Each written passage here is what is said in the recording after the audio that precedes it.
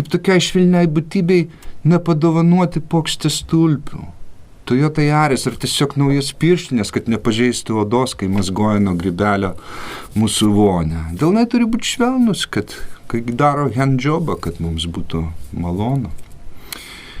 Nepamirškite, ką jūs, mielos moterys, išmokino Madonos dukra Madonovaitė. Į madą grįžta plaukuotos pažastys, bebriukai po rankom, plaukuotos kojos ir kušiai.